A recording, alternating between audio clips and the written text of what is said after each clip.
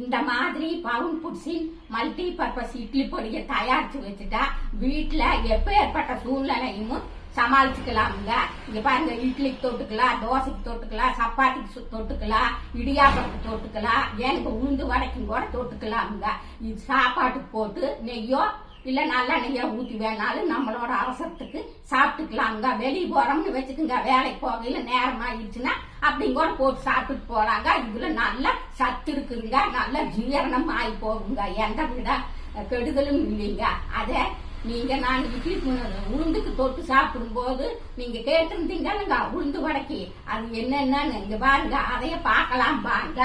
இங்க பாருங்க, வரமிளகாய் காம்போடங்க, கடலைப்பருப்பு, குண்டுளுந்து, ரேஷன் துவரம் பருப்பு, சட்னி கடலை, ரேஷன் புழுங்கரிசி, பால் பெருங்காயம், கருவேப்பிள்ளு, உப்பு, இதையெல்லாம் தனித்தனியா பக்குவமா வறுத்தெடுத்து இப்ப ஆற வச்சிருக்கணுங்க.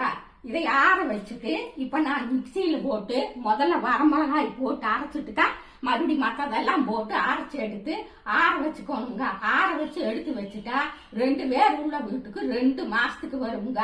எதுக்கு வேணாலும் நம்ம அவசரத்துக்கு பயன்படுத்திக்கலாமுங்க. அது மட்டும் இல்லாமங்க, இது சாப்பிட்டதுனால எனக்கு மூட்டு வலி, ரத்த சோகை, வெரிகோஸ் வெயின், கேஸ் டபுள் இதெல்லாம் இருந்து நான் மீண்டு வந்துட்டேனுங்க. மீண்டு வந்ததுனாலதான் உங்களுக்கு நான் சொல்றேனுங்க. நீங்களும் உங்களுக்கு வேணும்னா உங்க சுய விருப்பத்துல பயன்படுத்திக்குங்க. தொடர்ந்து பாருங்க.